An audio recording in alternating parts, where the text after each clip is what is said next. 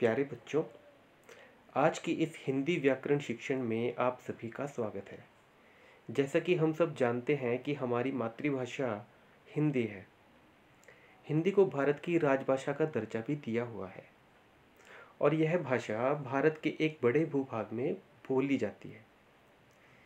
हिंदी भाषा विश्व की प्रमुख भाषाओं में अपना एक अहम स्थान रखती है। तो आइए इस वीडियो में जानते हैं हिंदी भाषा और उसकी वर्णमाला व्यवस्था क्या है। तो अब आइए बच्चों पहले प्रश्न की तरफ। हमारा पहला प्रश्न है, भाषा किसे कहते हैं? भाषा वह साधन है जिसके द्वारा हम अपने विचारों को बोलकर या लिखकर प्रकट करते हैं। यानी जब हम अपने बातों को बोलकर या लिखकर दूसरों तक पहुंचाते हैं तो हम जिस साधन का प्रयोग करते हैं वह भाषा कहलाती है। इसके मुख्य रूप से दो रूप हैं। पहला है मौखिक और दूसरा लिखित। मौखिक रूप तो आप समझ ही गए होंगे। मौखिक रूप का मतलब है मुंह से बोलकर। जब मुंह से बोलकर हम अपने विचारों को, अपने भावों को दूसरों तक पहुंचाते हैं तो वह भाषा का मौखिक रूप कहलाता है। और जब हम अपने विचारों को, भावों को या अपने मन की बातों को लिखित रूप में व्यक्त करते हैं तो वह भाषा का लिखित रूप कहलाता है। मौखिक रूप तो हम आसानी से सीख सकते हैं, अपने परिवार से, अपने आसपास के परिवेश से, अपने समाज से। तो भाषा का मौखिक रूप प्राप्त करना बहुत आसान होता है क्योंकि यह हमें जन्मजात हमारे अंदर विकसित होता है और समाज से हमें यह मिल जाता है। लेकिन भाषा का लिखित रूप जो है वह बुद्धिमान व्यक्तियों के द्वारा विकसित किया गया एक खास चिन्हों का समूह होता है जिसे हम लिपि कहते हैं।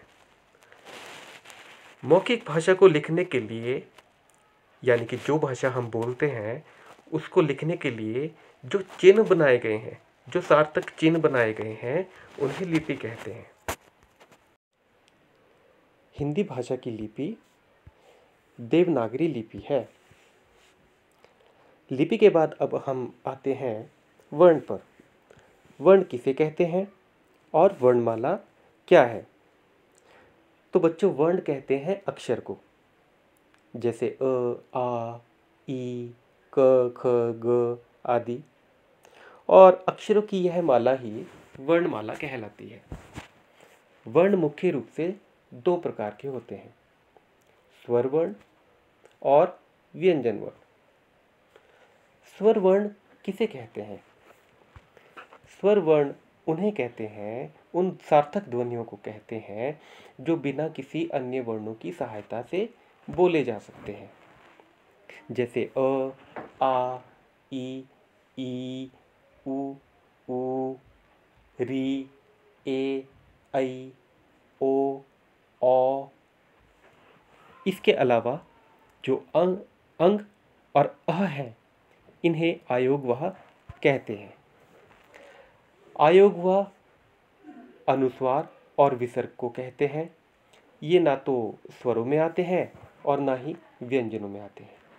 इनकी संख्या 2 होती है। इसके बाद आते हैं व्यंजन पर। व्यंजन किसे कहते हैं?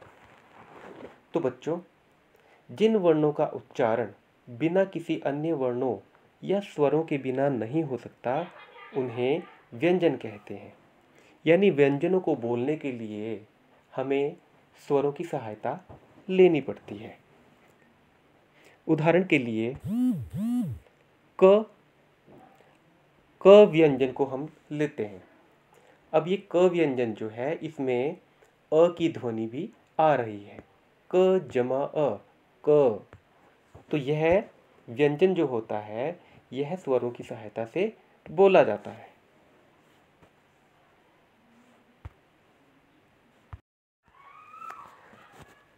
तो आइए बच्चों, अब देखते हैं व्यंजन वर्ग व्यवस्था। व्यंजनों को 5 वर्गों में बांटा गया है, जैसे क वर्ग, च वर्ग, ट वर्ग, त वर्ग प वर्ग। क वर्ग में है क ख ग घ न। च वर्ग में है च छ ज झ ञ। ट वर्ग में है ट ठ ड ढ ण। और दो अतिरिक्त वर्ण इसमें शामिल हैं ड़ और ढ। त वर्ग में है त थ द ध न।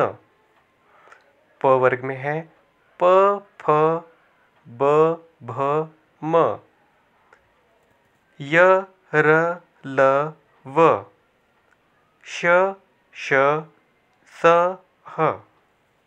तो व्यंजन वर्ग में इनकी कुल संख्या कहलाती है 33। इसके अलावा 4 संयुक्त वर्ग भी हैं। इनके नाम हैं अक्ष, त्र, ज्ञ और श्र।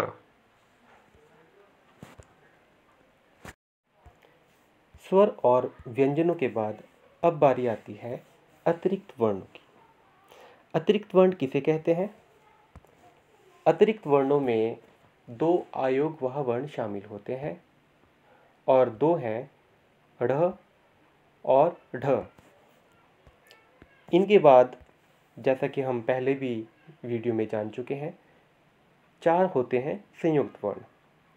संयुक्त वर्ण उन्हें कहते हैं जो एक या 2 से ज़्यादा वर्णों से मिलकर बने होते हैं, जैसे अक्ष, त्र, ज्ञ और श्र। तो अंत में हम आते हैं कुल वर्णों हिंदी वर्णमाला की संख्याओं पर। इसमें शामिल हैं स्वर वर्ण है 11, कुल व्यंजन वर्ण है 33, 4 संयुक्त वर्ण है और अतिरिक्त वर्ण है 4। इस प्रकार हिंदी वर्णमाला में कुल वर्णों की संख्या हो जाती है 52। तो प्यारे बच्चों, यह थी हिंदी भाषा और उसकी वर्णमाला व्यवस्था के बारे में कुछ महत्वपूर्ण जानकारी। आशा करता हूँ कि आपको ये वीडियो बहुत अच्छा लगा होगा। अगर आपको यह वीडियो ज्ञानवर्धक लगी, अच्छी लगी, तो इसे लाइक कीजिए और शेयर कीजिए और प्राइमरी नाहन के चैनल को सब्सक्राइब कीजिए। तब तक के लिए मैं आमिर अली आपसे इजाज़त चाहता हूँ। मिलते हैं अगली वीडियो में। धन्यवाद।